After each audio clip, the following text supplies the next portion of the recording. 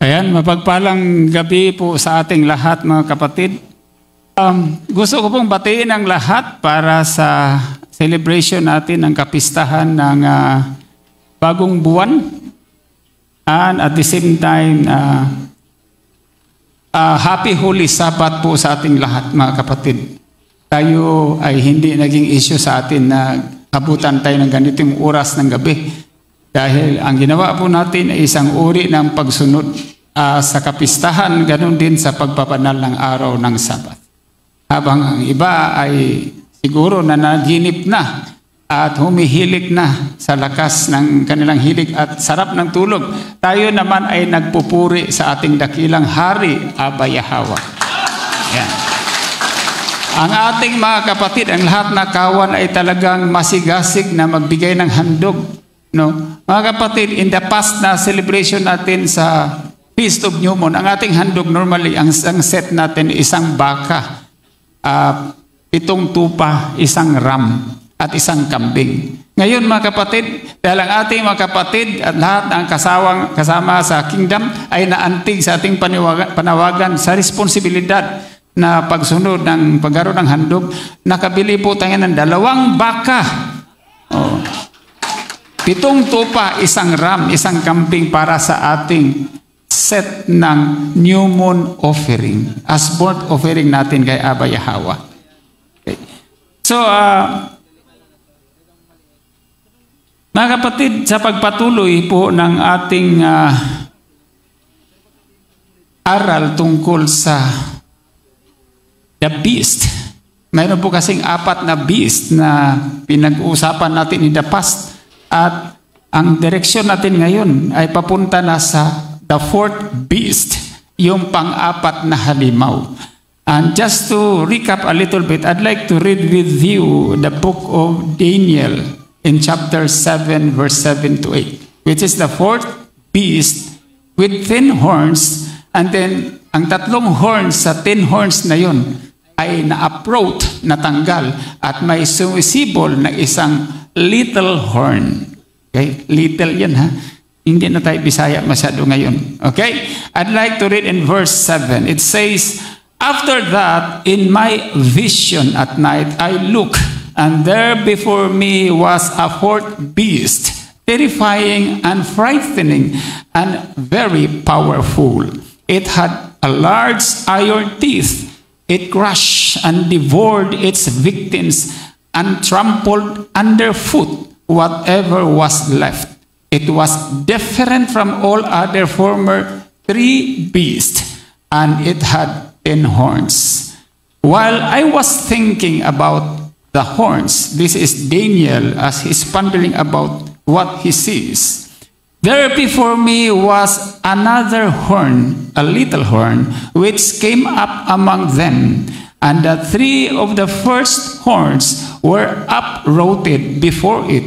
This horn and eyes like the eyes of a human being, and a mouth that spoke boastfully." Ayan po yung reference natin sa ating talakayan ngayong gabing ito. Now, gusto ko lang i-forward konti in the first, another next 3 verses in the 3rd verse. Because sa background po nating talakayin, pansamantalang nagtagumpay ang beast na ito and the little horn, or shall we say thousands of years, or shall we say 2,000 years in the past. And then, here comes the time na the end of days for the beast with the little horn is about to vanish in this mortal world. In verse 9, and this is what we exactly did in the past, it says, "As I look, thrones were set in place." Nag-set up ba tayo ng throne dito kapatid? Nakaraan? "And the Ancient of Days," this is Heavenly Father Aba Yahweh. Okay? Hindi po ito si Franklin, ha? Okay? At hindi po ito si Kristo. "And the Ancient of Days is Heavenly Father Aba Yahweh, took his seat. His clothing was as white as snow. The hair of his head was white like wool. His throne was flaming with fire, and its wheels were all ablaze. That is how it is described yung power and greatness ni Abba Yahweh as He sit in His throne. But we have a portion of verse 9 na nagawa natin kasi nagsit tayo ng throne. And in verse 21, I jump to verse 21, it says, "As I watched, this horn was waging war against the holy people and defeating them." Historically, this little horn really defeated the people of Abba Yahweh because he waged war against the people of Abba Yahweh. But what will happen as he waged war in the thousands of years that passed until today? In verse 22 it says, "Until the ancient days came and pronounced judgment in favor of the holy people of the Most High, and the time came when they possessed the kingdom." So kung titingnan natin sa verse 22, partly we have already possessed the kingdom, but wala po yung judgment seat ng ating Haring Abba Yahweh. Yes, that is true. In the past, our ancestors were defeated in Christianity as the Christianity spreads rapidly throughout the world.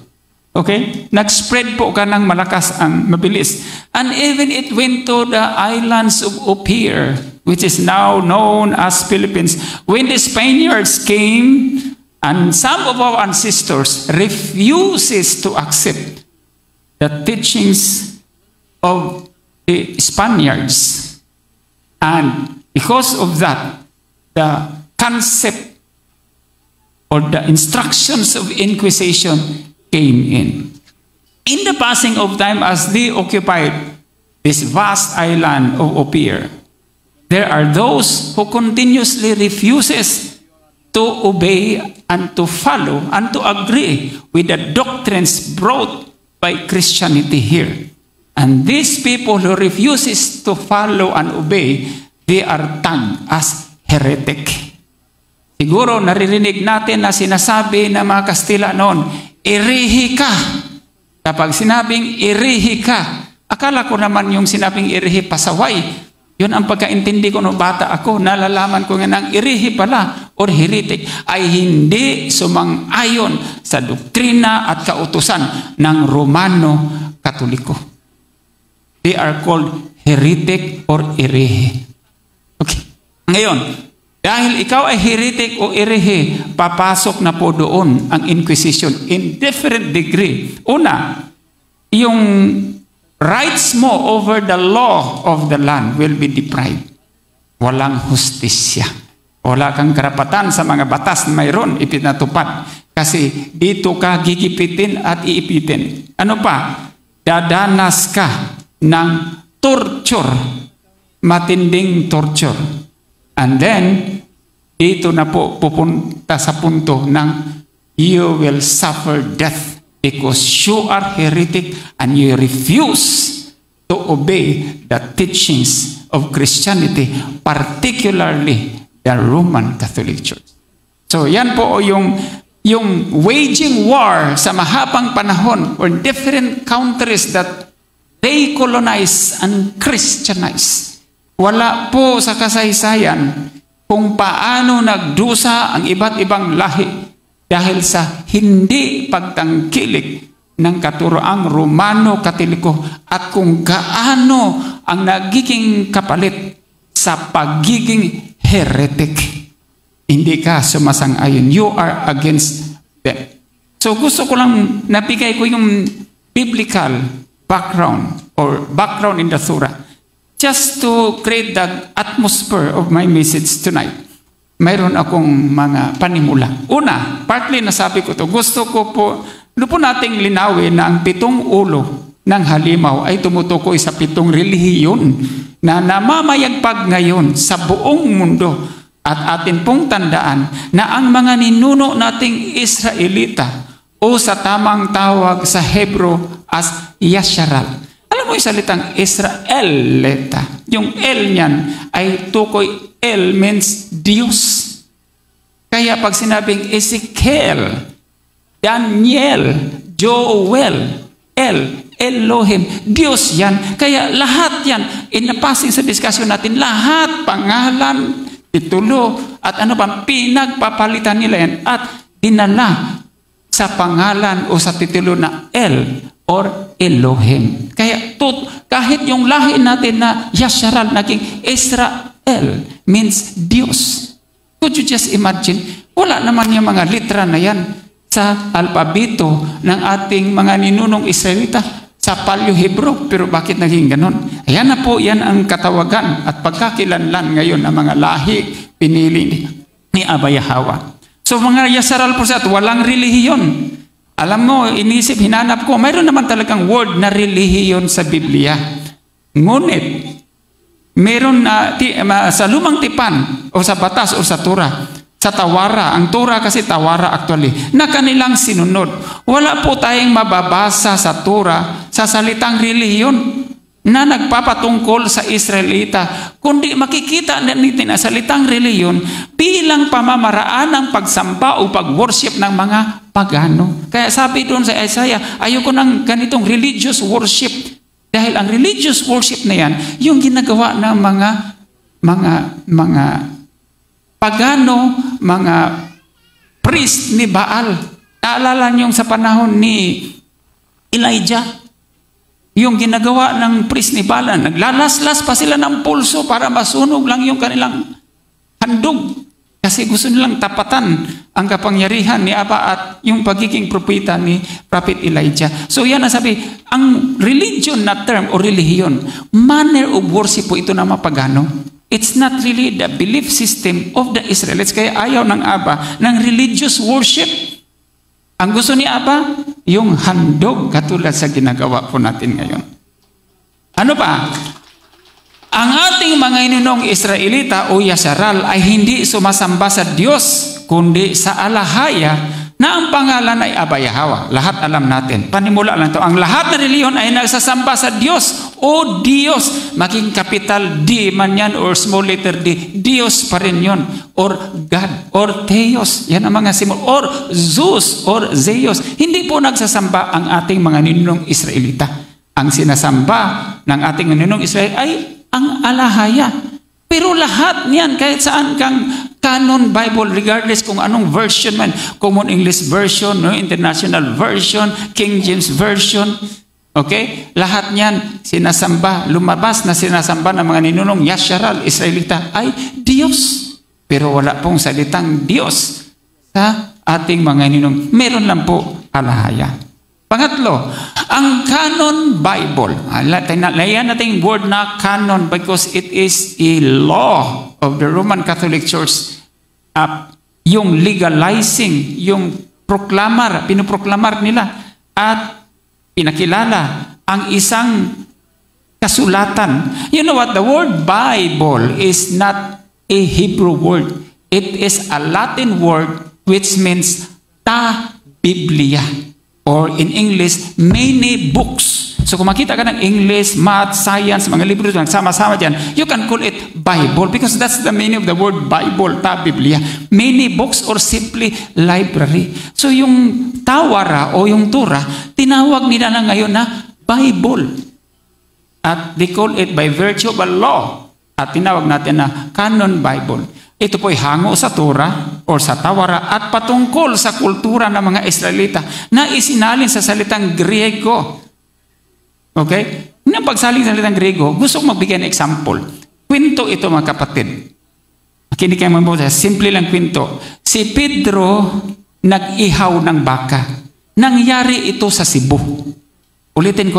Si Pedro nag-ihaw ng baka. Dahil nangyari ito sa Cebu, ang ibig sabihin po niyan sa kwento na yan ay si Pedro nag-slaughter pa lang ng baka. Because the story happens in Cebu. Ngayon, kapag ang kwento, ang tawag nito etymological approach of understanding history, kapag dinala mo yung kwento, baguhin mo si things, dalhin mo sa Guadalupe, Makati, the same story. Si Pedro nag-ihaw ng baka. Iba na po ang meaning ng kapatid. Si Pedro na nag-ihaw ng baka, na nangyari doon sa Guadalupe, Makati, ang ibig sabihin, nagluluto na po siya. Pero you are changing the real meaning of the story. Ang story talaga, nag-slaughter pa lang kasi nangyari sa Cebu. So So pag dinala mo na ngayon sa Guadalupe, mga kapatid, iba na pong meaning. In the same manner, mga kapatid, pag pinag-usapan po natin ang kultura ng ating mga ninunong Israelita, mula sa salitang Hebro, papuntang Griego, iba na po ang magiging kahulugan at iba na po ang ibig sabihin. Mahalaga na sa pagsaliksik at pag-aral natin, tandaan po natin yung epistemological approach, turning or going back to the settings, the history, the language, the culture ng ating nunong Israelita. Yan po ang katotohanan. So nasalin po ito sa salitang Grego na tinawag na Septuagint sa pamamagitan ng isang hari na si King Ptolemy na anak ni Ptolemy I na isang general dati ni Alexander the Great in Egypt. Kasi alam mo na, nasakop nilang Egypt. No? At kalaunay ang Septuagint ay naging basihan na tinawag na Canon Bible. Sa kwento ng New Testament, when the Pharisees and Sadducees are debating each other, they normally quote and said, ayon sa nasusulat. At ano ang basihan nila sa pagsasalita ayon sa nasusulat? Iyan po ang Septuagint. So corrupted kasi it's based on the Greek influence and Greek. Naalala nyo, Hellenistic influence, Hellenistic period. That time, about 200 BCE, na mamayagpag ang Hellenistic influence, even earlier pa. At sa effort nila to Hellenize or to, spread the culture of the Greek, pati yung kultura ng ating mga ninuno na nakasulat ay na-translate into Greek language. At yan po yung tinawag na Septuagint. At yung Septuagint na ito, sa kwento ng New Testament, okay, yan po yung naging basihan. And in the passing of time, ito po yung naging reference nila sa pag-create ng Canon Bible through a council. And this council, nagsimula po sa Council of Nicaea, mayroon pang Council of Rome, and then we have the Council of Carthage. No? Tapos dito na po formal na ipinikalala ang Canon Bible. Wala pong Bible sa ating mga ninunong Israelita. Mayroon po sila Torah or batas, no? At mga kautusan at mga sulat na mga propeta.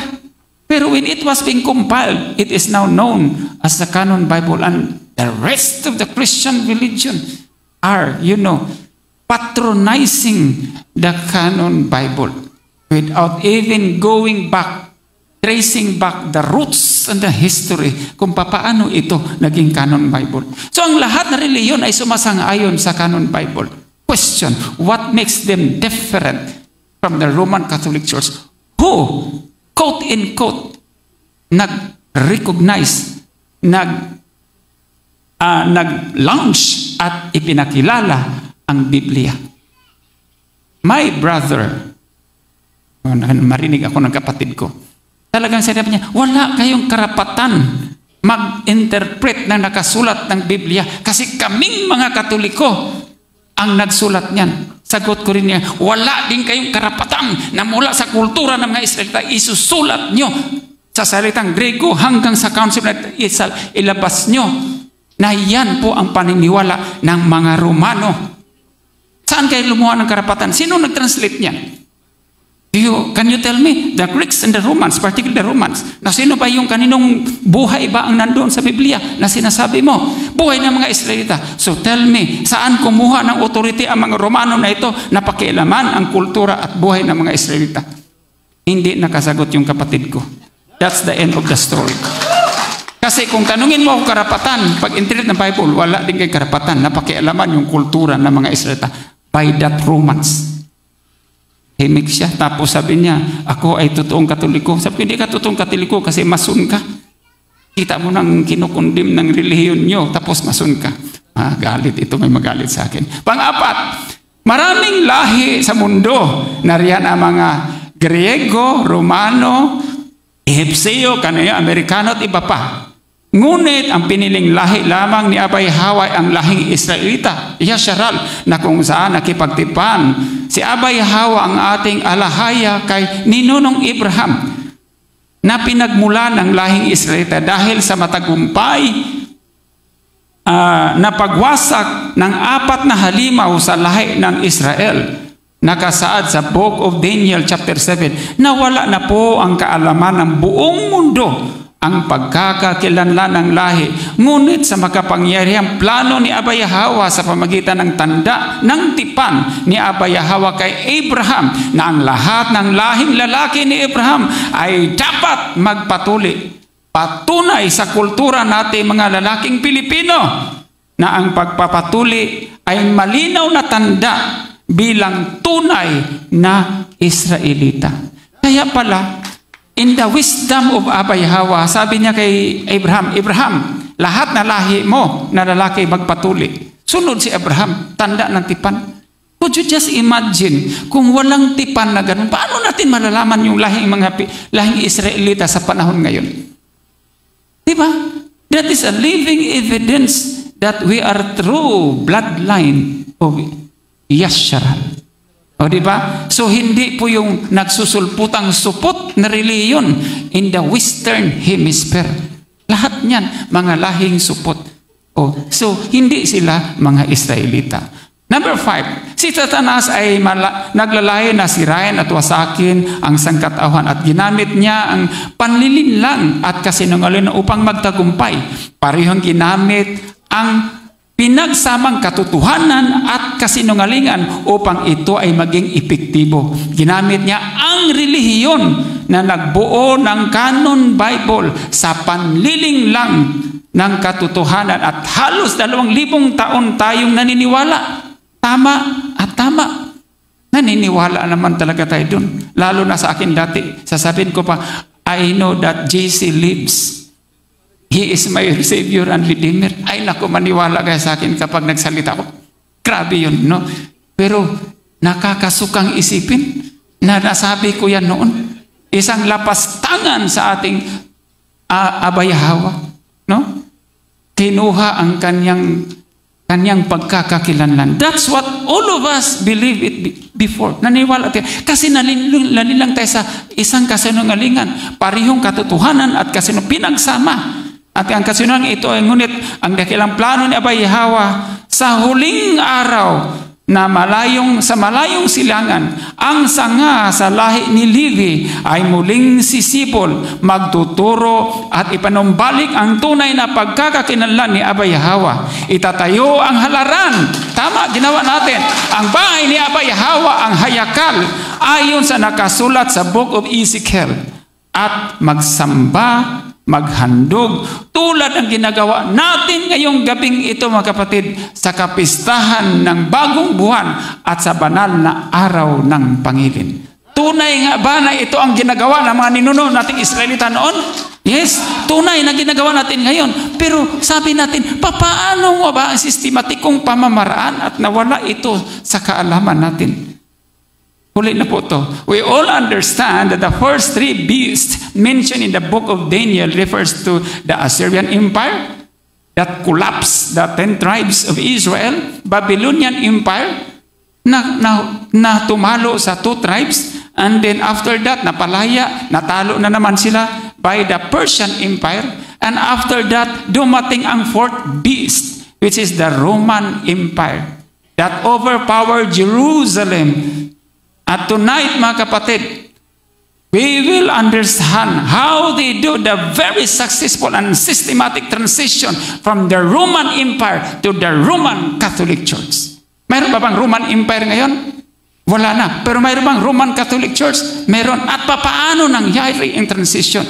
Because the 4th beast is the Roman Empire, now known in the midst sa buong mundo as the Roman Catholic Church. The 4th beast, and that has the little horn, which is the papal system of the Vatican. Lantaran nating sinasabi, mga kapatid, the beast will wage war against the chosen people of Abba Yahweh in our time. But in the wisdom of Abba Yahweh, hindi po sila makapaggira sa atin. Kasi busy po sila sa gira ng barilan, ng paliparan ng mga missile doon, at mga sanctions dito, sanctions doon, agawan ng mga teritoryo, at mga agawan ng mga yung mga bansa dahil mayaman sa langis at ginto. habang tayo ay patuloy na namamayagpag at ipinakilala natin sa buong mundo ang ating dakilang Haring Abay Hawa at pinaganap sa buong tribong Israel upang makilala nila na nandito sa malayong silangan ang lahi ni Levi, ang sangang lahi ni Levi ay sisibol at ipinangaral natin ang kanyang dakilang pangalan. Hindi ngayon mga kapatid, we are untouchables. Di ba? We are very unique, strong, and powerful. Okay? Better than the most powerful missile built by Russians, Americans, sama mo na North Koreans, Chinese, lahat pa. Magira kayo dyan. Nandito kami sa banal na dako ng Mount Zion at maghandog kay Abay Hawa. Di ba? So, hayaan mo lang sila. Mangyayari talaga yan kasi maraming masasama na lipulin na hindi kinikilala si Abay Hawa. So ngayon, punta na tayo doon sa transition. There's a question, number 1. Write your correct answer. How the Roman Empire, which is the fourth beast mentioned in Daniel chapter 7, into Roman Catholic system, which is the little horn of the beast. Papaano? In different phases. Phase 1. Ano ba? Subdivision ata to. Una, the Roman persecutions of the two remaining tribes of Israel refers to Judah and Benjamin. Wala na po yung 10 tribes. Okay, alam naman natin, wala na. 2 tribo na. Anong ginawa nila? The Roman killed Israelites because, anong dahilan? They refuses to worship Roman gods. Klaro yan. Dahil ayaw nila magsamba sa mga Diyos ng mga Romano at maging Diyos ng Griego, pinagpapatay po nila ang ating mga ninunong Israelita. Ano pa? They reject emperor's worship. Ano bang wini-worship ng emperor? Yung Diyos nila. Ano pa? They keep the Hebrew identity. Kaya nga, anong nangyari? Nagsasipol. Hindi na po sila, Judah na po ang pangalan nila. Hindi naman Judah ang pangalan. Walang letter J, walang letter U. O, di ba? Maring Yada. O, di ba? Pero hindi pwedeng Judah. Banyaman. Hindi ba pwedeng Benjamin? Walang letter A, walang letter J. Okay? So, mayroong letter A at saka letter I. So, hindi pwede. Binago nila. Yung identity nila bilang mga Yasharal. O, tingnan mo, yung pagiging Yasharal, naging Israel.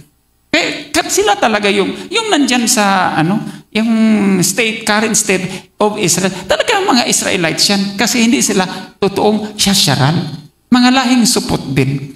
Di ba? So, yan ang unang ginagawa sa phase 1. Phase 2, if we try to travel time in the past, balik tayo sa world history.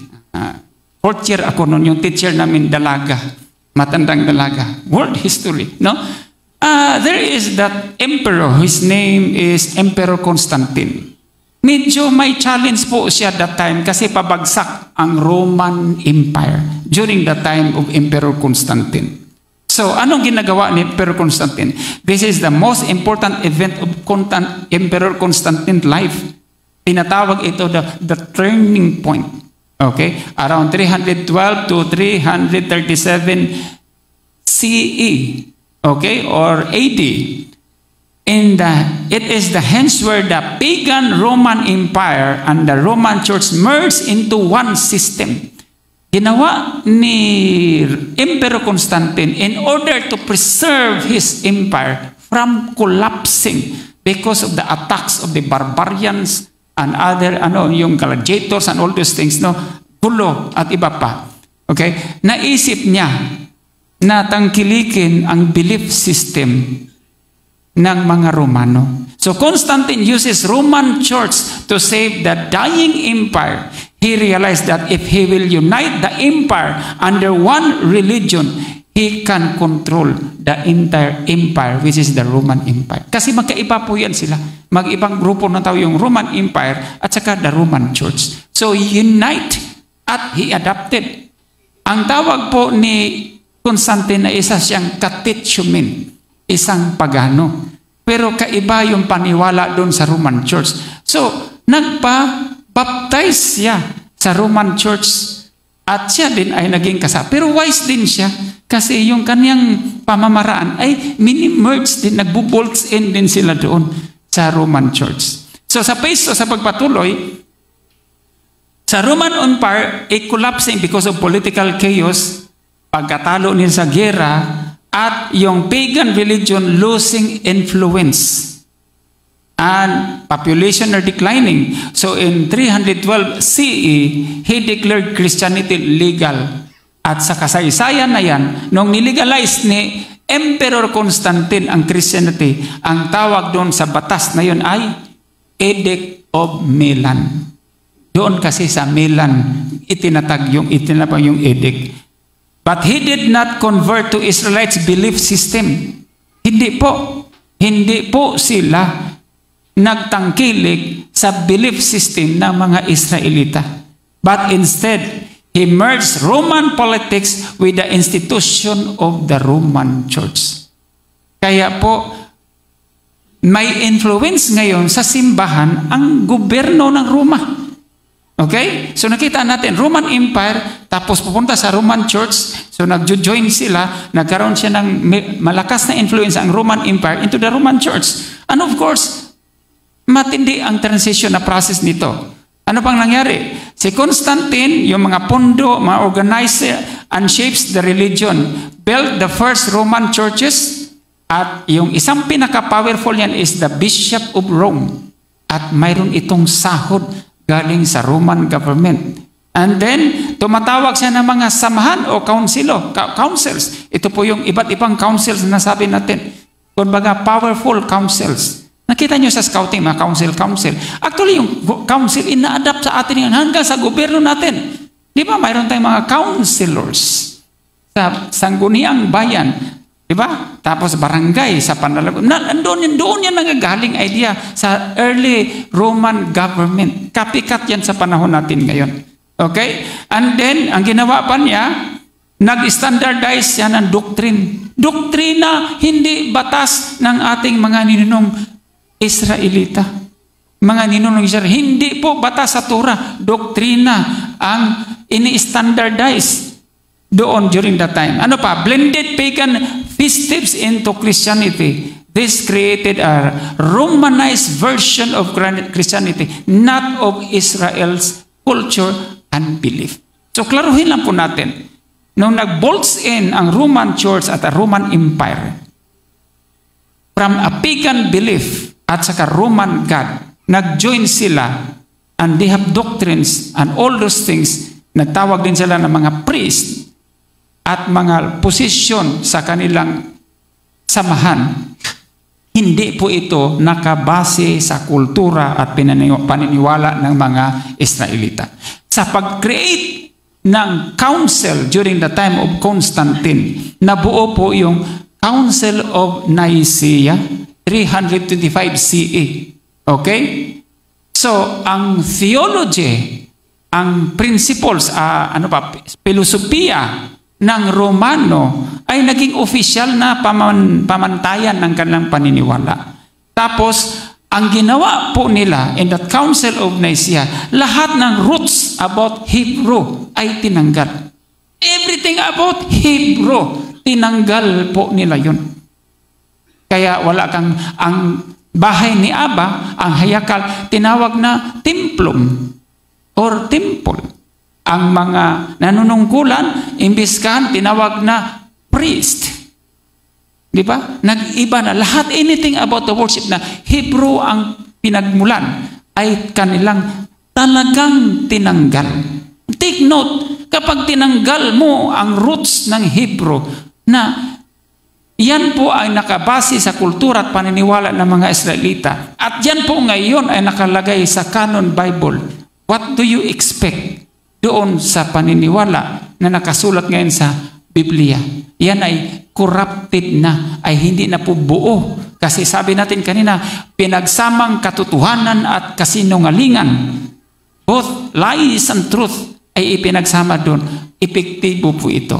So the emperor acted as the head of the religion. So nandoon na. The emperor acted as the head of the religion. That time, 325 CE. This turned Christianity into a state religion. Kasi nandoon pa rin yung Roman Empire. Ang Roman Empire nag-collapse yan about 400 kasi AD. So nandoon may Roman Empire, naging state religion niya, ang head that time is the emperor. Okay? And then, lahat ng direksyon nang gagaling po sa Roman government. So punta tayo sa page 3. Ang page 3, the Roman Empire becomes Christians on around 380 CE. So si Theodosius first makes Christianity the only legal religion in 380 CE. The Edict of Thessalonica declared everyone in the Roman Empire must belong to the Catholic Universal Church. So, kung ano man ang mga bansa na nasasakupan ng Roman Empire, dapat sila ay kabilang sa Roman Catholic Universal Church. Kapag sino man ang hindi tumangkilik, sumang-ayon, ay patay. Kung maalala po natin yung mga sinasabi na Ostrogoths, the Vandals, at iba pa, yan po actually yung mga hindi po na sila nag-exist. Mga kingdoms po ito. 3 kingdoms po ito na although they are European kingdoms, pero lahat sila ay kumontra sa Roman Catholic. Lahat yan, collapse yan. So yan po yung 3 horns actually na na-approach. Kasi hindi na po sila na-restore yung kanilang kingdom or yung kanilang empire because of the power of the Roman Catholic. Okay? So ano pa? Lahat na paniniwala ng mga Israelita or Hebrew na paniniwala, illegal yun in the Roman Empire. Tandaan mo, Jerusalem is a vassal state of the Roman Empire. So, if there are still remaining remnants, mayroon mang kukunting remnants doon na nais magsamba kay Abayhawa, ano ang trato sa kanila? Ang practice na yan ay illegal. So, ano ang options ng ating mga ninuno? Okay? Tapos, yung powerful na Roman bishop at ginawa itong Pope. Ang word na Pope is a Greek word which means Father. So ngayon, sino ang father natin? Si Abayhawa. Tapos ngayon pati titulo ni Abayhawa as father, kinuha ni Pope. Kaya pag sinabing Pope, father yun. Okay? So nakita mo yung pagkukuha. Yun yung sinasabi ko dati nakaraan. Hindi po si Boyle's Law o si Robert Boyle ang father of the atmospheric pressure. Kay Aba po yan na batas. Natural law yan in physics niya. Siya ay nag-create ng mundo. So lahat na physical law, kanya yun. Na-discover lang na ni Robert Boyle. Na-discover na ni Isaac Newton ang mga natural law na yun. Pero yan kanila. Kay Abayhawa yun. So in many degree, everything kasi, every Hebrew root na culture and practice, remove yan through the power and authority of the Council of Nicaea. Now, the empire, the church, so the empire, the church, the state, religion, and the emperor equals protector of the church. This is the exact moment the beast begins to transform. Kasi dati man siyang empire, di ba? So nagbo-bolts in sila, nag-join sila. What happens to the beast? Nag-transform na po ang beast. When Spaniards arrived in Philippines, this church and religion was introduced. That is why tayo lahat notice that the set of power, saan ba ang set of power? Na, di ba? Balikan mo, ang mga munisipyo, nasaan ang simbahan? Magkatabi, magkaharap. Hindi malayo. Kasi yan ay base po sa influensya ng ginagawa noon paman sa estado ng Roma. When they took an overpower, nagiging Romanized na at naging Roman Catholic Church na. So the Roman Empire becomes consequently now the empire, nasabi natin dito, that is why you will notice that the set of power, nasabi natin yan, na ulit lang. Lahat po yan.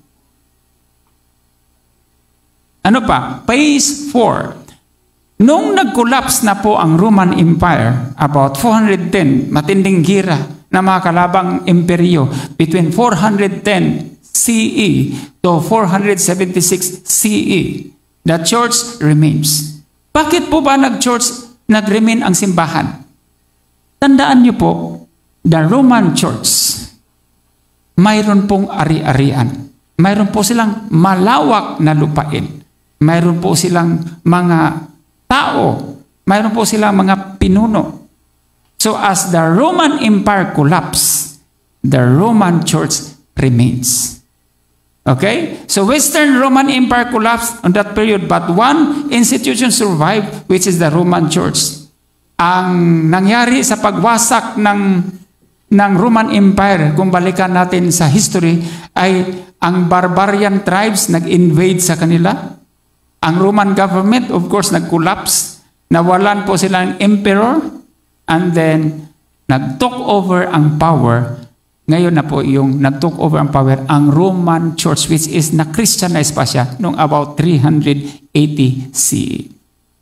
So bakit po nag-survive ang simbahan? Because the bishop, which is later called the Pope, may lupain. Diba? Tingnan mo yung Vatican, a city within a nation. May lupain po siya. May pera sila. May eskwelahan pa sila. May pari ba sila? May organization ba sila? Mayroon pa silang educational system. Daming eskwelahan dito. Tingnan nyo mga eskwelahan dito na mayayaman. Malalaking eskwelahan. Wala akong sasabihin. Dami dyan sa Taft. Yan sa Espanya. Diba? Doon sa may Quezon City. No? Dami mga po. Tapos marami mga branches yan. Davao, Cebu. They have wealth, they have power. So noon pa man, mayroon na yan sila. That's why they survive. Kung may pera ka, makapangyayaman. Ganon po ang nagsimula. They have the educational system. So after the empire or fall of Rome, the Roman Church became the early remaining structure of authority in Europe. This is when the religious Rome replaced the political Roman Empire. So nakita natin ang nangyayari. Kasama na po yung Council of Nicaea. Page 5. The church takes over political power between 500 to 800 CE. Bishops replaced Roman governors. The church became the new Roman government. Bishops took over courts. Bishops ran tax collections. Bishops became ambassadors. Hanggang ngayon, mayroon po sila ambassador. Alam niyo ba, mayroon tayong ambassador sa Vatican? Alam niyo ba, mayroon tayong ambassador po dyan? Mayroon. Ganun pa rin sila kasi bansa nga sila. Bishop negotiates with barbarians kasi tuloy pa rin gira. So, nandoon na po yung leadership ay nandoon na po sa Roman Catholic Church, the Christian Church. And then, the Pope, na si Father, claims authority over all kings. Okay, that is during the time of Pope Gelasius. So, inintroduce niya kaniyang two swords authority. Kapag sino man, sa kasaysayan, ang daming mga tinanggal na kapangyarihan, ini-excommunicate doon sa belief system nila, at luluhod talaga ang mga hari sa kanya. Okay? The church swords, spiritual is greater than the king's swords, temporal. Okay? Church swords. So mayroong swords ang Pope at yung king may swords din. Diba? Kita ka ba ng king na walang swords? O alangan naman, kutsilyo lang. Pero swords theory is dapat makapangyarihan yung church swords kumpara sa king's sword. Anong klaseng simbahan ito? Ba't may swords? Diba? Sa atin, ano mayroon tayo? Batas, Torah, kautusan ni Abba Yahweh. Ibig sabihin, it is just to show that when they spread Christianity, it is by virtue of the swords. Naalala niyo yung history subject niyo sa college?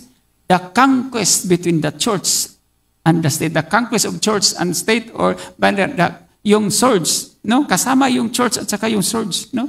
When they came here.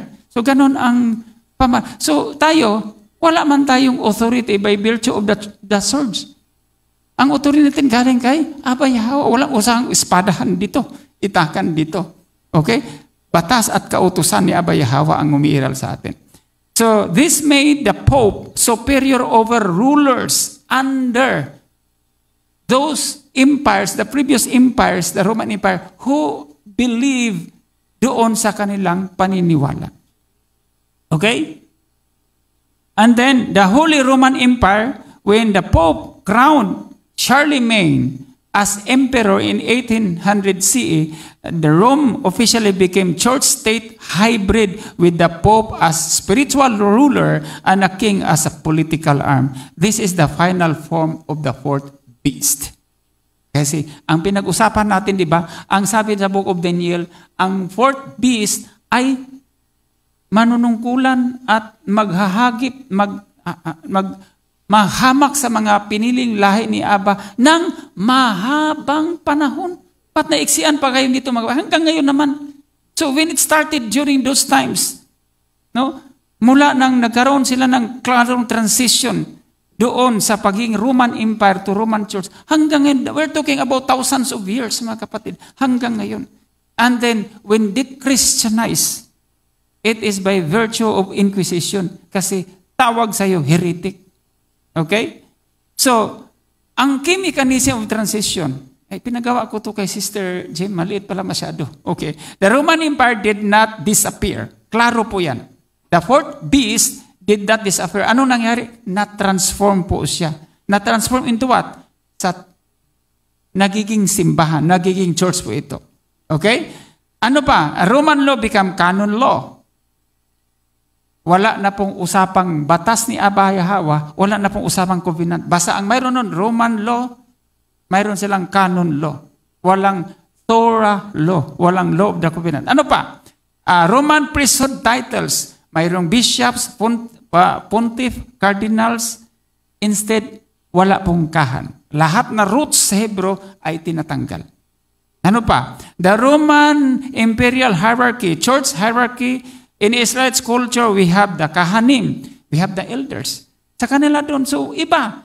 Kasi sa atin, kahanim at mga nakakatanda, the elders. Wala man tayong church hierarchy na bishops, pontiffs, cardinals, at iba pa. Ano pa? Roman holidays. Ang Roman holidays, katulad ng Valentine's Day at iba pa, sa atin, ano bang mayroon tayo? Feast of New Moon, Feast of Shofar, Day of Atonement, Feast of Tabernacle.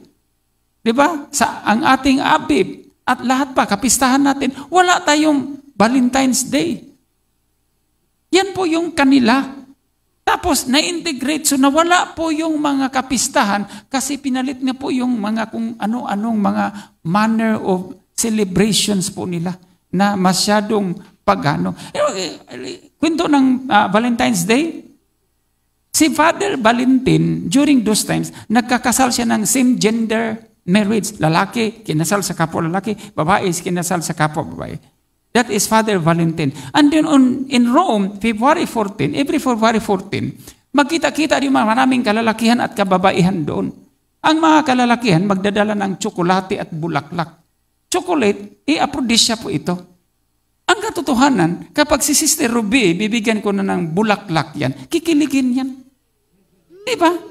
So ngayon yung pong dinadala doon ng mga lalaki. So mamili sila ng babae partner, abutan na lang bulaklak, pagkakain ng tsokolate, palakpakan sila. Yan po yung history ng Valentine's Day. And Christians are participating Valentine's Day. Yan po yung Roman mga practices na inalis po ang kapistahan. Mga kapatid, kung sino man nakikinig dyan, wala pong Valentine's Day sa batas ni Aba Yahweh. Mayroon po tayong mga kapistahan na inuutos niya na gagawin po natin. Nawala po yun. Bakit? Sa Council of Nicaea, lahat na roots ng Hebrew na kultura ay talagang inalis po nila. Ano pa? The Roman temples, ano pa mayroon? So, nas converted into churches and they took the house of Aba Yahweh and called it the Temple of Herod at the start. Diba? And then doon po sa bahay ni Aba Yahweh, sa Hayakal, marami po doong mga sulat ng ating mga ninunong propeta, even mga sulat ng mga kahan. It is written in a scroll. Sa panahon kasi that time, walang libro na katulad sa ating ngayon, nakascroll yung hinikot-ikot. Yun doon po nakasulat. At lahat yan, when they talk over, at hindi pwedeng i-deny ito mga kapatid. Bakit? Lantaran po sa kasaysayan na ang sumako po ng Jerusalem ay Roman Empire. Hindi naman na nasakop sila sa Babylonian. They are being slave there. Pero ang head of government ng Babylon, hindi man sa Jerusalem. Tama? When pinabalik po sila sa Jerusalem. Di ba? Sa time ni Daniel, nagpropesya pa yan doon si Daniel. Trabaho pa yan si Daniel kay King Nebuchadnezzar. Di ba?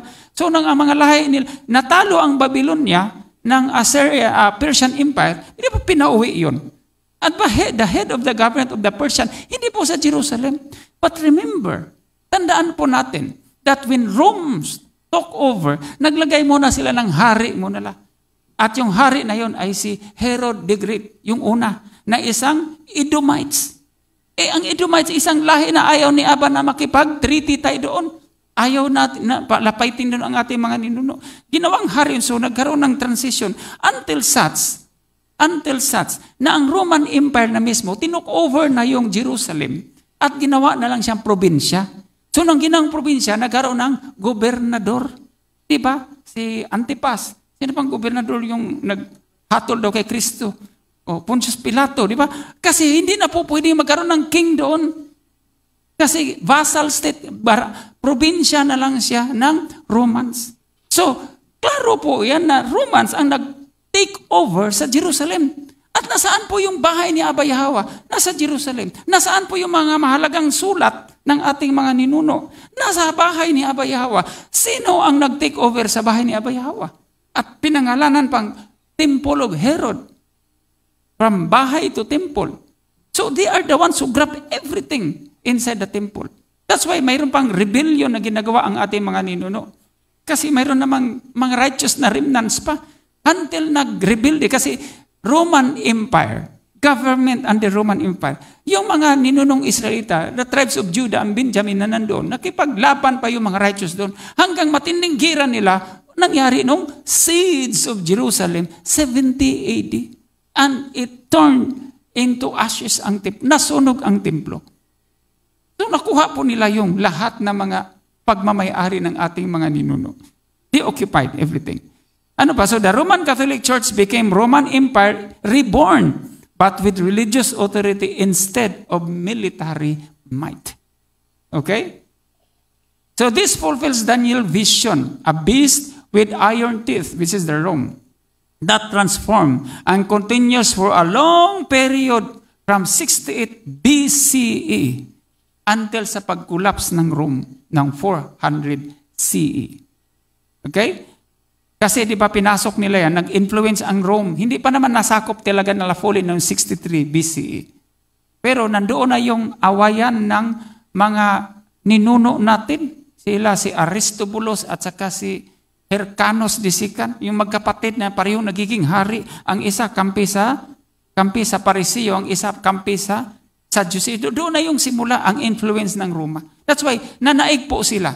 Kasi that time, mas makapangyarihan ang Rome before Greek. Di ba? Nag-away din yung Rome at saka Greek. So dito, that time nagtagumpay. Si Pompey pumunta sa Jerusalem. Emperor or King Pompey the Great pumunta sa Jerusalem, isang Roman general sa Judea, and Rome make Herod as king until Jerusalem became a province under the Roman Empire noong 6 CE. So from 63 BCE to 6 CE. So sa 6 CE, dito na po naging province of the Roman Empire. So dominating the Israelites, kasi mayroon ng ibang lahi na tumitira doon, at saka bago na sa Book of Daniel chapter 7 verse 25, ang mga kautusan ay nabago na. So why the transition was so successful? The church kept Roman administration structures. Pinatili nila yan. Kaya nga sabi may council pa rin ngayon eh. Okay, kay Emperor Constantine yung...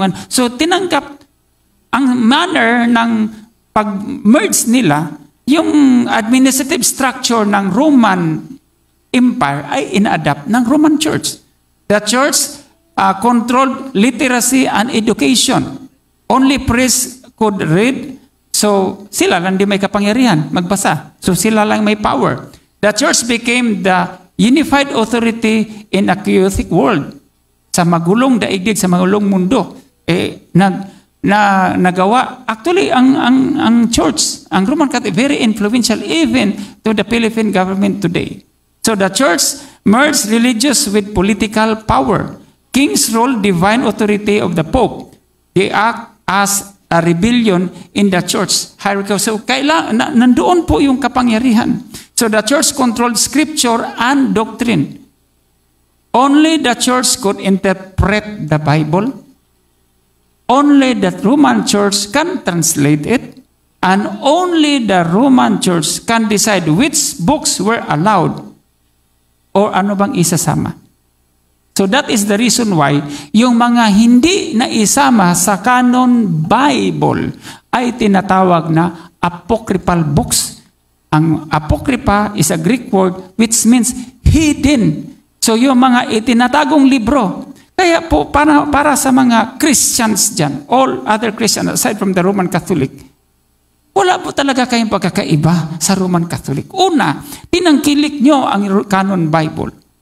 Pangalawa, nang sinabi ng Roman Catholic, those are apocryphal books. Lahat kayo, hindi kayo bumabasa ng apocryphal books. Kaya limitado lang yung katotohanan at alam po ninyo. Kasi nang sinabi ng Katoliko, apocryphal books yan, hindi yan kasama sa canon Bible. You all agreed and sustained and followed them. Question, what makes you different from them? Pareho lang kayo. Kaya ang katotohanan tungkol sa batas at kaloob ni Abay Hawa ay hindi nyo po matutunghayan. Second question, what are the different tools being used by Satan under the work of Roman Catholic Church to become effective in hiding the true identity of Abay Hawa? So the Roman Empire methods before, tinatawag sa Catholicism fully formed, ito po ay cultural assimilation policy. Ibig sabihin, dapat ang kultura ng mga Romano ang susundin. Ibig sabihin, magsasamba kayo sa Diyos, magsasamba kayo sa God, hindi sa alahaya, hindi sa Abay Hawa. Okay? Cultural assimilation. Kumbaga, yung kultura nyo, aalisin at itong kultura namin ang i-adapt. Pina-adapt yung kultura ng mga Romano. As just another form of Roman gods, Rome's gods, this weekend unique, yung totoong pagkakalanlan ng Israelita o mga Yisrael ay humihina. Okay? So ang Yahweh was interpreted as a Jewish regional form of Jupiter. Imagine kung makakita ka man ng word na si Yahweh ay tinawag na lang na Jupiter. Di ba? So lahat na tungkol sa kultura ng mga Israel ay pinalitan. So kapag makakita ka ng Jupiter, Yahweh, yun ang ginawa nila, pinalitan nila.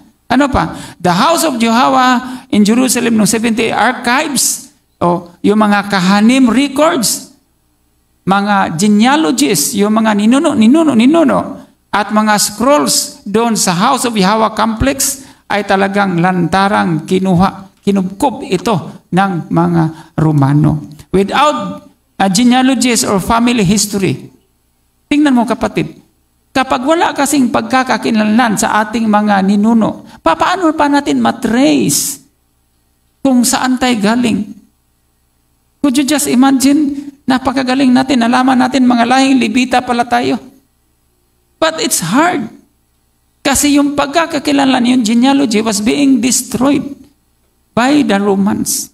So, ang identity natin, pagkakilanlan natin, kaya mahirap. Yung control ng education, tinan mo yung ating mga tribal communities. Pag tinanong mo, kailan ka ipinanganak? Tagmangga po yun. Di ba? So wala nang pagkakilanlan, mga ninuno, walang literacy. Kaya ang kultura ng Israelita ay nawawala. It weakens. Ano pa? Banning kay Israelite practice. Lahat ng mga practice ng ating mga ninuno talagang literally illegal. Ban po talaga yan. So after si Bar Kokhba, revolt about 135 CE, the Rome banned a lot of things. This cuts Israel off from own culture. After the siege of Jerusalem, 70 AD, may mga righteous umalis doon, pero mayroong mga ngilan-ngilan, kukunti-kunti na lang, may mga fortress yung iba. But after all, yung historical niyan sa mga maliit na fortress, nagsama-sama yung mga, ubos din yun. Okay? So, ang Sabbath observance, anong nangyari sa Sabbath observance? Sa Christianity, ngayon, first day. At yung first day, tinawag nilang Sunday. Could you just imagine, mga kapatid? Ipinabanal po ni Abay Hawa ang 7th day. Now, para tuluyang hindi natin magawa ang pagpabanal ng 7th day, gumawa sila ng kalendaryo nila. Pero ang kalendar po ni Aba, kalendaryo ni Aba. Ang sabi niya, pagdating ng bagong buwan, sa buwan ng Abib ay simula ng taon. Halimbawa, ipalagay natin kung ang new moon ay nangyari, nakarang new moon, March 29 ba yun? Yun ang simula ng taon. Could you just imagine sa calendar nila, lahat na simula ng taon, January 1, at naka-fix po yung 7th day nila. So, ang nangyayari nito, yung tuong celebration ng Sabat ay hindi. Kasama po yan, Sabat observance, pinago nila yan. Anything that leads to a true practice ng mga Israelita ay inalis nila. Circumcision, ipinagbabawal yung pagpapatuli. So yung mga remnants natin, mga kapatid, na mga ninuno natin nakalating dito sa bansang Upir, wala namang magagawa yung mga Romano doon. Nandito na sa bansang Upir. Kaya namamayagpag po ang pagpapatuli dito. Diba? Tapos dumating ang mga Kastila, hindi na nila mapipigil yung circumcision. Because circumcision is a very key practice sa identity ng mga Israelites. You still remember during the time ng Maccabi? Yung isang nanay, alam niyo yung isang nanay, on the 8th day, pinatuloy niyang kanyang anak. Anong ginawa sa kanya? Nila Antiochus. Diba? Yung tinali yun, tapos pinatakpo, tapos tinapon sa bakod sa wall ng Jerusalem. Dahil pinatuli niya kanyang anak on the 8th day. Wala pa naman Roman Empire, pero grabe ang influence. So, ganon sila kaporsigido na ginagawa nila. Mabuti na lang ang mga ninuno natin. So, marami talaga tayong practice na nabago. At least to add a little bit. Ako po isang ipinanganak ng magsasaka. Talagang literal, farmer talaga. No? Hindi ko man naintindihan, pero mayroon talaga kaming taon na hindi naman sabay-sabay, no? Pero yung pinapartition yung lupa namin, na yung taon na yan, hindi namin inaararo, we do not do anything, pahinga yung lupa na yan. Tapos, next year, ito na namang another partition yung pahinga. Next year, ito na naman. So, nagro-rotate. Hindi man tamang paraan na 7th year, pero mayroon pa lang siyang pinanggalingan. Kasi mayroon pala talagang batas si Aba, na sabbatical year, on the 7th year, pahinga ang lupain natin, hindi tayo magtatanim. Ginagawa po ng aking magulang, hindi lang tama ang paggawa, pero there is a rest doon. Tapos anong ginawa dito sa siyensya? Anong ginawa sa siyensya? Ganito, kaya po ipapahinga yan kasi nagiging acidic ang lupa. Wala namang sinabi sa Torah. May sinabi ba sa Torah? Sinabi, Aba na, kayo lahat ha, on the 7th year, pahinga yung lupa nyo. Nagiging acidic kasi yan. May sinabi ba si Aba na ganun? Wala naman Pero yan po yung mga practice ng ating na inalis. Okay? Yung circumcision.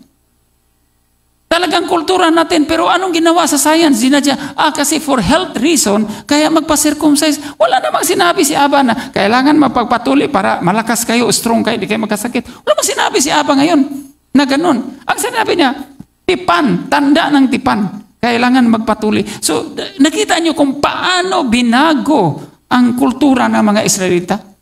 Yan po ang ginawa nila. So, ang language ng Israelita noon ay bawal bigkasin in a public. So, ibig sabihin, kung Bisaya ka, mayong gabi, manang, ay dili pwede. Bawal yun. Bawal magsabi na maganda ka. Talagang pag sinabing maganda ka, talagang salitang Hebrew yan. Letter A lahat. Bawal sabihin in public. So ganun, kailangan unti-unti talaga nilang inalis. Kaya ang ating mga ninuno, I think wala lang tayong makitang traces na baka nagsabi yung ibang mga elders doon o ibang mga kahan, aalis na tayo dito. Pupunta tayo sa malayong silangan. Kasi nakasulat sa Torah na sa malayong silangan pagdating ng huling panahon, ang ating mga lahi ay sisibol at muling ipanumbalik. So ngayon, siguro sabi ng mga ninuno natin, kung hindi tayo pupunta sa malayong silangan, paano matupad ang sinasabi? Kaya nagpuntahan sila dito. Kaya nagkaroon tayo ng punong kahan Sinen. Nagkaroon tayong kahan Hiral, kahan Noel, no? Kahan Felix, kahan John. Sama nyo na si kahan Alex. No? Kasi yun pala yung ginawa. Hindi natin makita. Pero paano nga ba? Remember, ang propesya o paglalantad, yung pagsusulat ng pangyayari in the future, ay nagiging instructions yan sa ating mga lahi.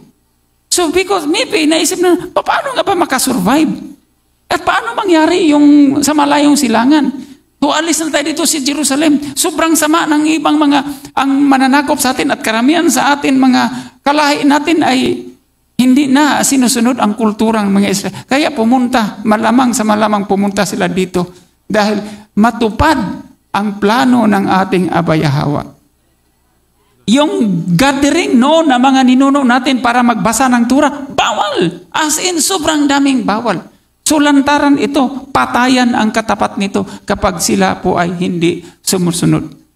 So renaming the land. Imaginein mo yung lugar na yan. Okay? Anong tawag? Sila nagtawag yan. Tinawag nila na Palestine.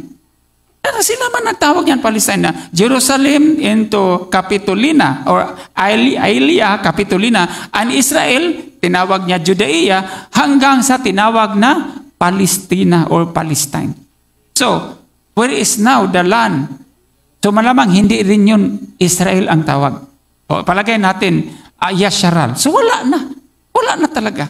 Kasi binago din nila. Pati yung pagkakilan. In everything. Just going to hide. Change everything. So, the Roman Catholic tools, ano pang ibang method? Standardizing doctrine sa pamagitan ng councils. Ginagawa po nila. Dozens of councils defined what was orthodox and what was heresy. Everything that resembled ancient Hebrews' belief or practice was suppressed. Stop talaga yan. Thus, Israelite-style worship was delegitimized. So, pag sinabing heresy or heretic, kontra. Ang heresy or pagiging heretic doon, mga kapatid, rebellion po yan sa Roman government and the Roman Catholic Church. Kapag heretic ka, rebellion yan. So, ang rebellion is punishable by death. Grabe pa naman ang death by hanging. Naman ipako sa krus at iba pa. So, ganun katindi yung pagiging hindi ka lang magsang-ayon sa kanilang paniniwala. Natural, mayroon po talagang righteous remnants na natitira. Tama? At hindi talaga sasang-ayon yun. Sabi ni Kahanuel, kung nandun din ako, di din ako sasang-ayon. Kasama ka Kahanuel sa papatayin that time. Ganun kasi, heretic ka pag hindi ka sumang-ayon. Patay kang bata ka. Yan ang kalabasan mo. Rebelde ka sa Roman Catholic. That is how this spread Christianity and powerful nga. Kasi diba sabi ni Daniel, mayroon siyang ngipin na bakal, iron teeth. Imaginin mo, kumakagat ka lang ng buto ng manok na durog na, kung ngipin mo bakal. Pati yero, kaya mong putulin. Ano pa? The church banned, burned, hide or hid from the Israelites and Rome's canon become the only allowed scripture na ang tawag. No? Hebrew writings outside its canon. Early Israelites texts or writings, tinanggal lahat yan. Ano yung approve at saka non-approve? Apokripa, hindi po nila inapprove yung apokripa. So, kung sila lang po ang nag-decide ano yung pwede, anong hindi. Replacement, suppression, Rome declaration that erased the identity of the original covenant people by replacing them with spiritualized and Romanized entity. So ang church, yan na pong tinatawag na New Israel. The covenant of Israel, Yasharal, was transferred to Rome. Yung authority, nandoon na lahat. Nawala na. Ano pa? So, alam nyo ba, sa yung paggamit ng Yahweh, Yaha na mga pangalan ay lantarang ipinagbabawal. Forbade po yan. Forbade. So, hindi ka pwedeng tumawag ni Yahweh kasi bawal. Pronouncing the tetragrammaton ng YH Yahweh, bawal as in bawal. Kaya nga, hindi na po alam for thousands of years, yung tamang pangalan ni Abba Yahweh, ay wala. Titulo niya, naging Diyos. Could you just imagine kung halimbawa ikaw, mayor ka, tapos in the passing of time, ang history mo, naging tanod na lang, papayag ka? Diba? Yan yung, hindi ka papayag kasi sa history ng buhay ko, mayor ako, bakit ang history ngayon naging tanod na lang? Si Abba Yahweh, tawagin mo lang Jupiter. Diba? So yan, ganun Gano'n nila binago.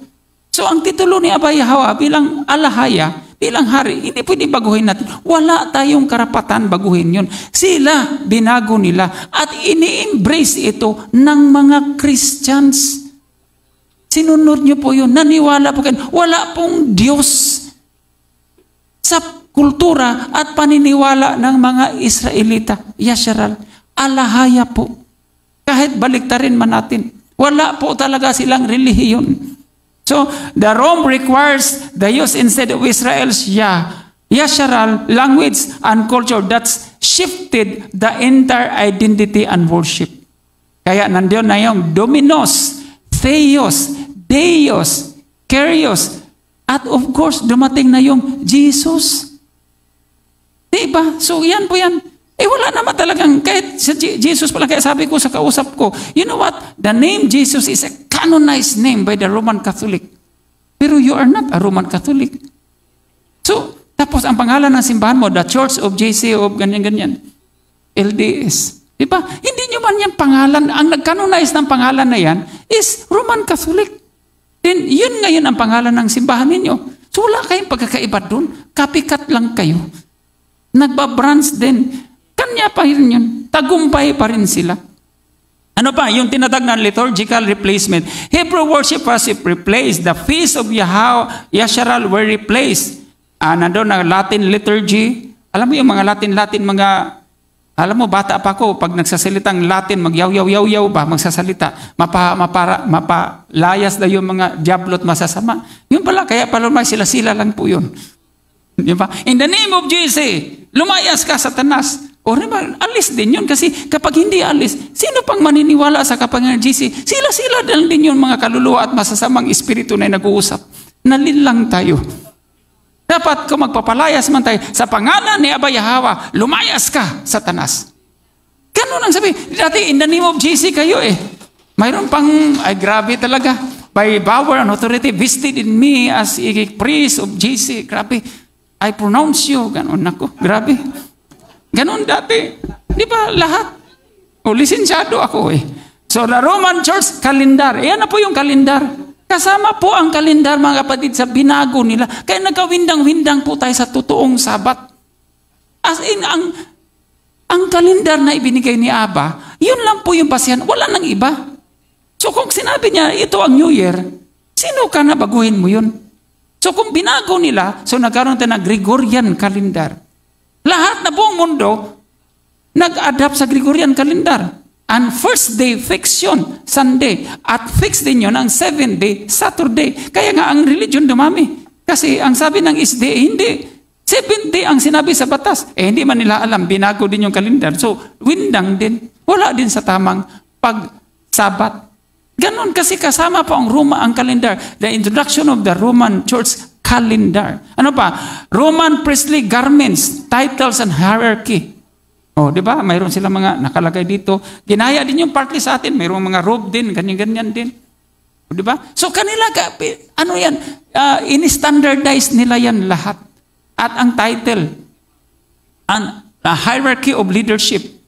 So ano pa? Education, control nila ang educational system. Sinabi na natin yan. Wala namang ibang malalakas na mga eskwelahan. Very powerful. Di nga makapagbigay ng scholarship. Sorry. Okay. Ano pa? Nag-missionary, nag-spread sila. Kalat sila. At of course, kasama na po doon. Pinadala nila dito sa Pilipinas si Magellan. Okay? So, ito isa sa ginawa nila. When Catholic kingdoms, Spain, Portugal, France colonized, they changed. Ito Spain, Portugal, hindi colonize. Anong ginawa nila? Sa mga bansa na sinakop nila. France, lahat na bansa sa Africa. Hindi naman Africa dati yan. Sinakop nila yan. When France colonized yung bansang, yung continent na Africa ngayon, comprising many nations, and when Spain also colonized, at iba pa na nag-colonize, ano ang ginawa nila when they colonized? They burn indigenous records. So maaari din yung mga ninuno natin na pagdating doon sa Uper, may record po sila gaano katindi yung 3 years journey nila. papunta dito. Gaano kahirap hanggang makarating sila doon sa bansang Upir. Tapos when they arrive, tingnan mo mga kapatid, saan ngayon ang kahit poste man lang sa mga iba't ibang kingdom mayroon sa bansang Upir noon? The kingdom of Tondo, the kingdom of Pangasinan, the kingdom doon pa sa Visayas at Mindanao. Nasaan na kahit isang poste na lang sa mga kaharian nito, mayroon bang natira?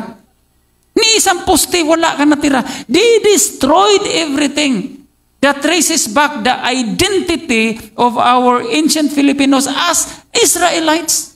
Sinira lahat, pati ang ating mga pagsusulat. Kasi ang ating baybayin, iba ang style ng letter character, pero ang paraan sa pagbabasa ay eksaktong pareho sa Palyo Hebro.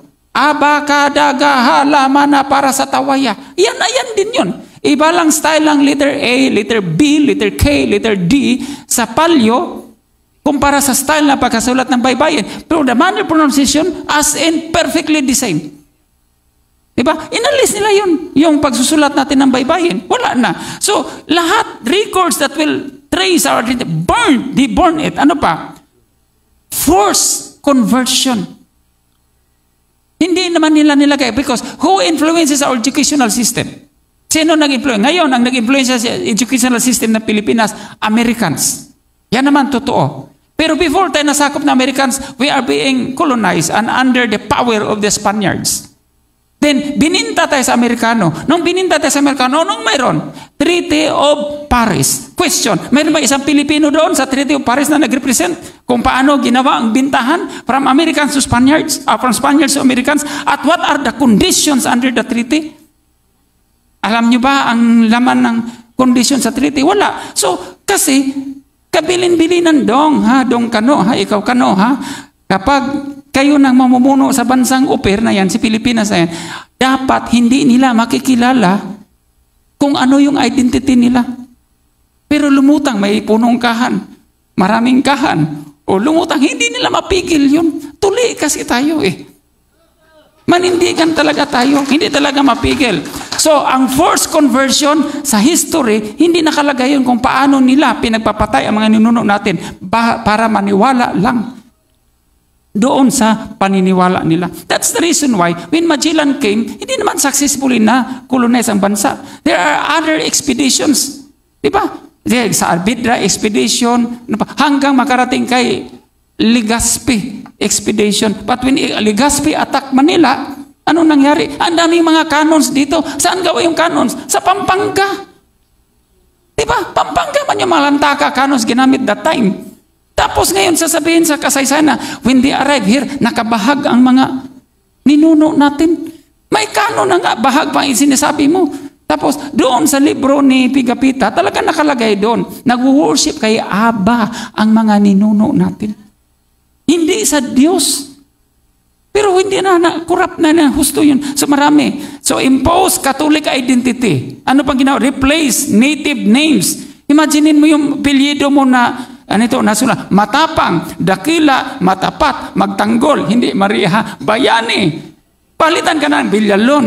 Ano ba? Fernandez, Jerez, di ba? Mga ganong ipelyido. Wala na yung mga ipelyido kasi inalis nila.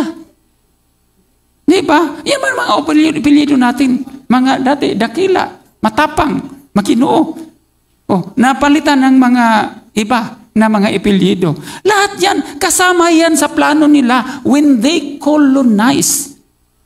Ano pa? Then, ang worship natin doon, talagang it's a criminal offense. Criminalize. Original worship. Yung original worship na, kaya isang krimen yan.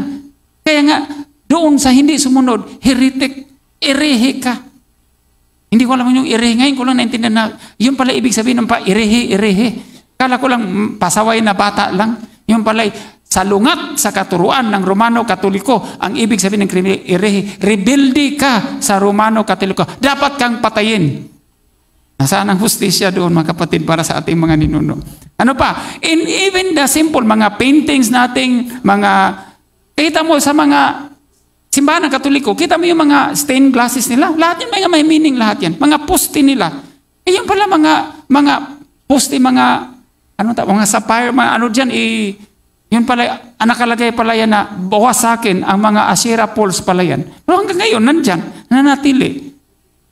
So, yan, Rome used different identity. This replaced historical Hebrew prophets when Europeanized images, changing how people imagine Israelites' identity. It is called visual identity. So, rewritten identity. Binago na ang kwento ng kasaysayan. Pareho lang yan sa sinasabi ko dati, si Pedro nag-ihaw ng baka. Kapag dinala mo na sa Manila ang kwento nag-ihaw ng baka, iba na po ang meaning. Okay? So, there is the Roman Empire, the Holy Roman Empire, the European Crowns, lahat yan, sakop yan. Hindi pwedeng lumaban. Binilisan ko na lang kasi yung oras. Okay, ano pa? Similar entities after Rome. Marami. As in marami. Sa panahon natin ngayon, marami po ang naglutangan dyan. Lahat-lahat po ito, it supports the Rome itself, the Roman Catholic Church. Okay? So, mayroon na iba't ibang mga societies. Mayroon tayong colonial Bible societies. Hindi pa napatalo Pilipinas. Mayroon din Philippine Bible Society. But it all, paano malaman ang isang mga writings ng mga publication nila? May nakalagay yan, nihil obstat imprimatur. Dati din akong Katoliko kasi. Ay, hindi yan pwedeng basahin. Kaya dito sa Katoliko, hindi mo pwedeng gamitin reference yan basahin kasi walang nakalagay na nihil obstat at walang nakalagay na imprimatur. So, maghanap ako ng materials na may nakalagay nihil obstat or imprimatur. Kanila yun, ibig sabihin, authentic yan under the Roman Catholic. Okay? So, nagkaroon ng maraming religion. So, when there is another religion, even the Protestant, wala din naman because when Protestant was started, anong mayroon sa Protestant? Do they keep the Roman canon? Oo naman. Mayroon pa silang ibang kasulatan na ginagamit. O what makes the difference? Ano pa? They keep the Greek and Latin names. O Theos pa rin naman. Dios na pa naman yun. Diyos pa naman yun. So they keep it. So wala pa rin nangyayari. Keep superstitional theology, deleted Hebrew feast. Actually, nandoon, pero hindi ginagawa. At marami pang iba. Kaya nga sinasabi natin, sa lahat ng mga Christians, you are not different from the Roman Catholic. The Bible, the canon Bible that you read, gawa po nila. Yung pagbabago ng mga pangalan, titulo, lugar, lahat, gawa po nila. Ang pag-introduce ang pangalang Jesus, kanila din yun. So you're not different from them. So the main tools sa pagbalik natin, they have the canon control, sa batas, burning or unbanning mga kasulatan, changing sacred names. Andiyan yung pangalan ni Abba. Yes, grabe oh. Yung pangalan ni Abba, naging Jupiter na lang. Diba? Replacing feast and worship style at criminalizing Hebrew customs. Okay, destroying genealogies and places of worship, renaming the land and people, replacing theology.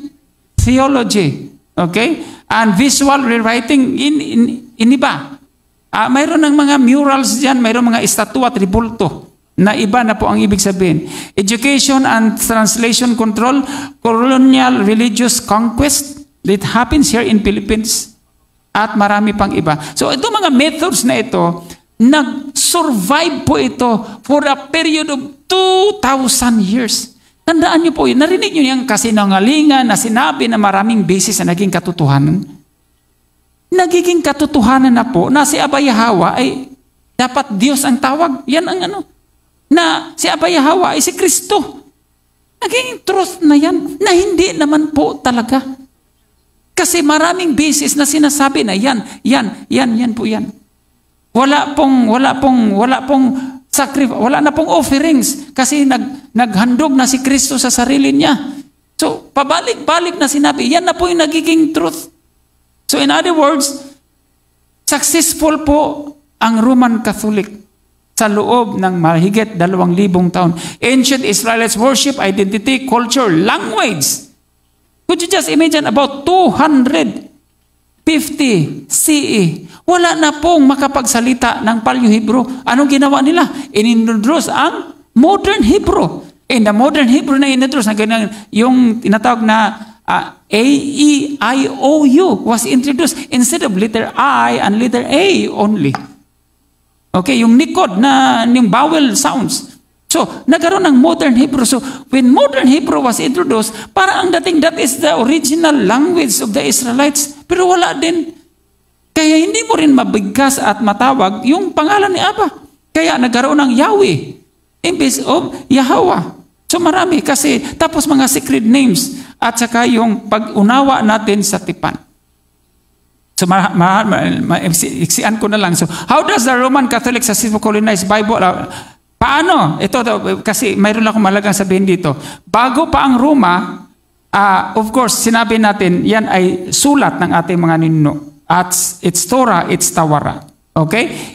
Tungkol po, records po ito ng mga ninunong Israelita, Yasharal. Yan po before the Rome colonizes Jerusalem. Okay? Yan po yung paano? Pangalawa, tapos nagkaroon ng, ano po bang laman? Pag sinabing Torah, ito po ay sulat ng mga propeta.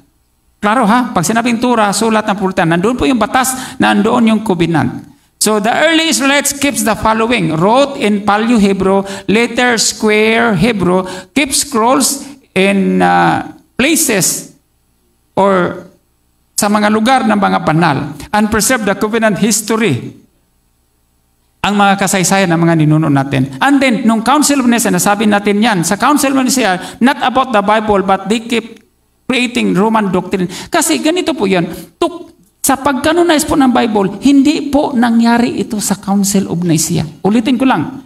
The Bible was canonized not during the time of Council of Nicaea. Pero yan po ang pinakaunang council na nagsimula. Okay? Hindi para. Dito po, bishops debated the nature of Christ. Mayroon ng Kristo. Wala naman talagang Kristo. As in, wala naman talagang Kristo. Ito din sila, mga bupols din. Hindi din na. Kasi doon sa lumang tipan na tinatawag nila, wala namang Kristo doon. So, nilagay nila ang Kristo dito sa New Testament. Debated the nature of Christ. Introduced Greco-Roman theology. So, walang Israel dyan. Greek-Roman. Then suppress Hebrew name believers. Then align Christianity with Roman imperial power. Yun yung ginagawa sa Council of Nicaea. Hindi pa po. Matinding debate pa yun ang ginagawa nila. Could you imagine? Hindi nila na-intend ang nature ni Kristo. Totoo naman kasi kaya nagkagulo din sila. Imagine mo, Christians, listen carefully. Si Kristo, sabi niya na bloodline siya ni David. Tapos sabi niya, bloodline din siya ni Levi. Tapos sabi niya, anak din siya sa Diyos. Hindi siya ano ba talagang totoo? 3 in 1, puro ka conflict, but you still believe you're Christ. Diba? Kasi kaya sabihin niya, bloodline siya ni David kasi gusto niya maging hari. Tapos, ipresenta din siya doon sa Book of Hebrew, chapter 7 or 5, na ang kanyang pagiging priest ay from the order of Melchizedek. So, palapasan niya, bloodline siya ni Levi. Tapos, hindi daw siya ipinanganak. Pinanganak daw siya sa virgin.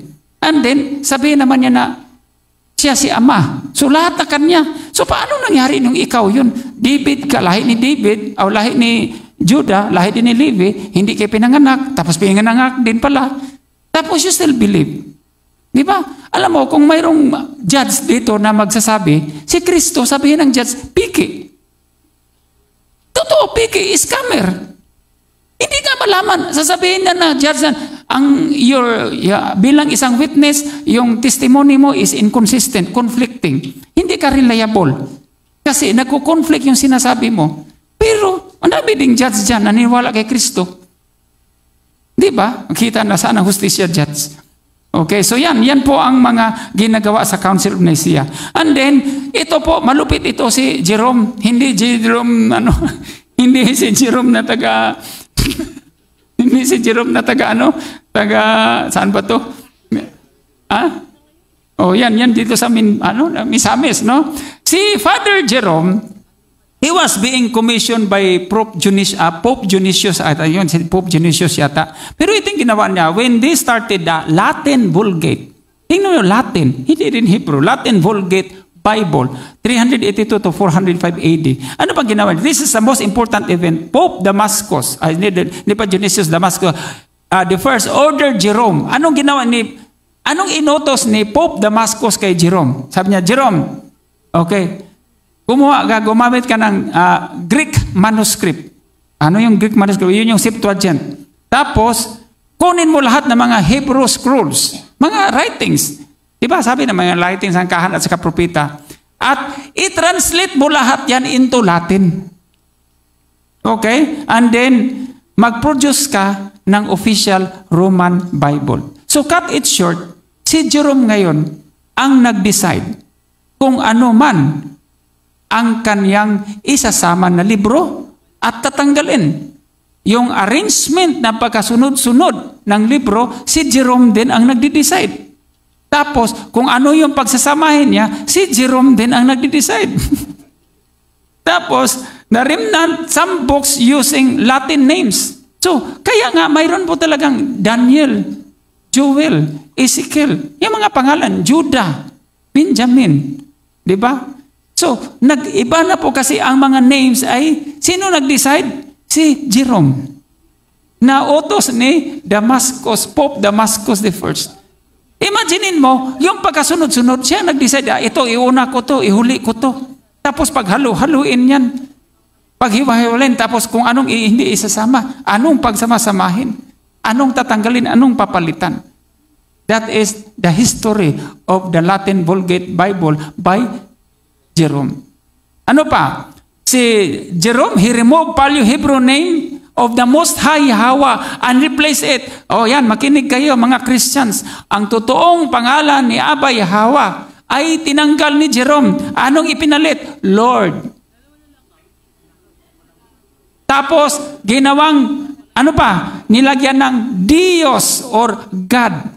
Dominos, Lord, Dios, God. Nasaan na yung Yahweh? Nasaan ang alahaya? Si Jerome ang may promotor na. He decided which books to include or exclude. Kung ano mang tanggap ni Jerome, yan yun. Parang sinabi ni Jerome, my word is my law is my command. Hindi magkapangyarihang Jerome na to. Supot naman. Hindi ikaw ha? Diba, ganun ang ginawa ni Jerome. 39 Hebrew books but arranged differently. Ano pa? 7 deuterocanonical books or apocryphal books after debate hindi isinama. Okay? At tinawag na hidden books. And he replaced Israel's cultural context with Latin Roman terminology. And this is how the Roman Bible was being formed. Kaya nga nagkaroon ng pagkaiba. Yung templo, yung kahan, naging priest. Tsaka yung paraan ng pag-worship. Imaginin mo, talaga ang Levites, o basta may makanonize, mayroon ng ordained, mayroong set apart, iba. So kung ano lang talaga dapat, pinagbabago nila.